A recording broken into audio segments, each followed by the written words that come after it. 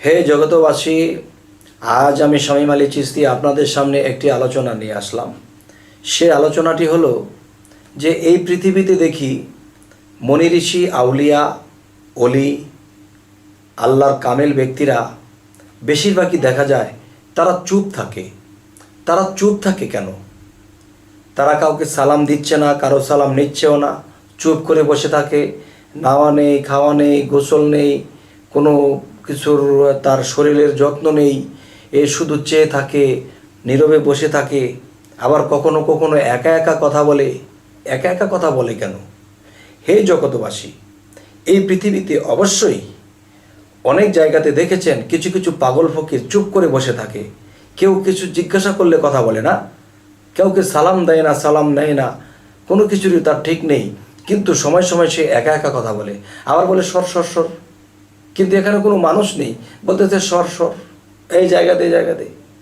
এই ব্যাপারটা কি যে এখানে কোনো মানুষ নেই, ওখানে কোনো মানুষ নেই, বলতেছে এই সর সর সর, আমাকে ডিস্টার্ব করিস না, এই সর সর, কিন্তু এখানে কোনো মানুষ নেই।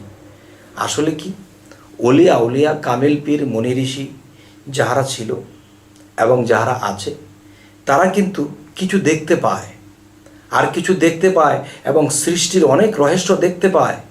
তখন এই সৃষ্টিকে নিয়ে চিন্তা করে বিভিন্ন আত্মাদেরকে দেখতে পায়।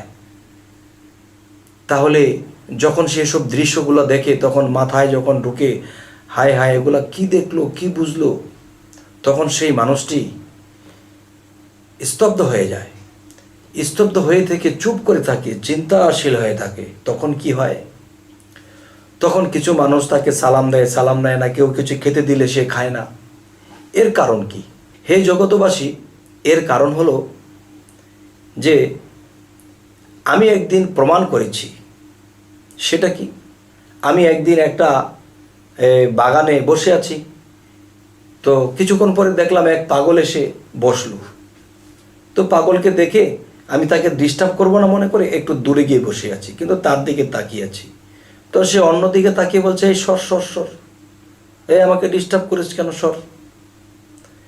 তো এই চিন্তা ভাবনা করতে করতে করতে করতে চিন্তা করলাম এখানে কোনো মানুষ নেই, সে তাকে বলতেছে সর সর। তাহলে কে সামনে কাকে কি বলতেছে? তখন আমি একদিন পাগলকে বললাম যে, কিরে বাবা, এখানে তো কেউ নেই, আপনি কাকে বলতেছেন সর সর? তো তিনি আমার দিকে তাকালেন, তাকিয়ে বলল,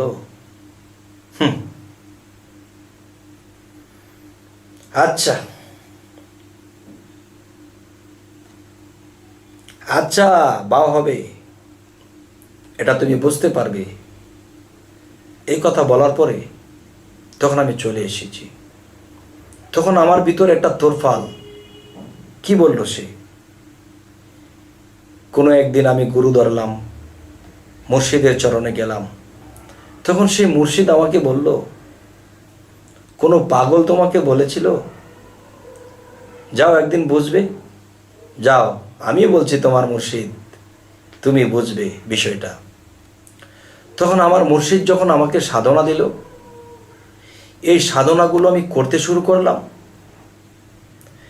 সাধনাগুলো করতে করতে বেশ কিছু বছর চলে গেল।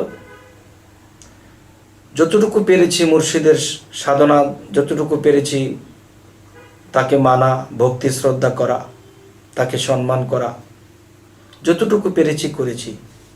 আমার ভিতরে আমি জানি যে আমি অতটুকু সেবাও করতে পারিনি, অতটুকু মানতেও পারিনি, অতটুকু করতে পারিনি। হে আল্লাহ, তোমার দয়া ছাড়া আমার পক্ষে আর সম্ভব নয়। এই মাটির দেহ আর কুলায় না, সাধনা করতে করতে এই মাটির দেহে কুলায় না। এখন যদি আল্লাহ দয়া করে তবেই যদি পারি। তবে একদিন দেখলাম যে মানুষের বাহ্যিক যে দুটো চোখে আছে, এই দুটো চোখ দিয়ে বাহ্যিক জিনিসগুলো দেখতে পায়। কিন্তু মানুষের ভিতরে আরও চক্ষু আছে, দিব্য চক্ষু, যা একটা দেওয়ালের ভিতর দিয়েও ওই পাশে কি আছে তা দেখা যায়। তো একটা দেওয়ালকে ভেদ করে ওই পাশে কি আছে দেখা যায়, তাহলে এই চোখে দেখা সম্ভব না বাবা। তবে হ্যাঁ, দিব্য চক্ষু আল্লাহ মানুষকে কখনো কখনো দেয়, আবার কেড়ে নেয়, আবার দেয়, আবার কেড়ে নেয়। কেননা মানুষের জবান আছে, কথা বলতে পারে, কিছু দেখলে সে বলে দিতে পারবে, আর যে বলবে না তাকে দেখাবে। তবে আমি অল্প বয়সের ছিলাম, কিছু কিছু বিষয়ে আমি কাউকে বলেছি, তখন আল্লাহ আমার কাছ থেকে এই জিনিসটি দূরে রেখেছে। হয়তো আবার কখনো দিয়েছে, আবার কখনো নিয়েছে, তবে এক পর্যায়ে আল্লাহ রেখেছে। তবে এই কথাগুলো এভাবে বলা ঠিক নয়, তবু একটু ভেঙে দিই যাতে মানুষ বুঝতে পারে এবং অগ্রসর হতে পারে। সেটি হলো যে সেই পাগলটি কি দেখেছিল যে সর আমাকে ডিস্টার্ব করিস না। তারা জিন, ভূত, পিশাচ, ফেরেশতা, বিভিন্ন আত্মজগতের যারা আছে, এবং মানুষ মৃত্যুর পরে যে রুহুটা কোত্থেকে কই যাইতেছে, কি করতেছে, সমস্ত কিছু সে দেখতে পায়। তার সামনে দিয়ে জিন আসা যাওয়া করে, ভূত প্রেত আসা যাওয়া করে, ফেরেশতা আসা যাওয়া করে, দেব দেবতার আসা যাওয়া করে, তার পাশে এসে বসে। কিন্তু সে এগুলা দেখতেছে, তখন সে একটু নীরব খুঁজে চিন্তা ভাবনা করার জন্যে, কিন্তু তারা এসে বসে তার দিকে তাকিয়ে থাকে। তখন সে তাদেরকে বলে, এই সরে যা, আমাকে ডিস্টার্ব করিস কেন।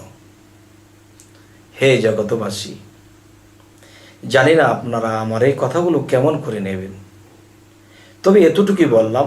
বাকিটা জ্ঞানী সম্প্রদায় যেন বুঝে নেয় যে আমি কি কথাগুলো বলতে চেয়েছি আর কি বোঝাইতে চেয়েছি।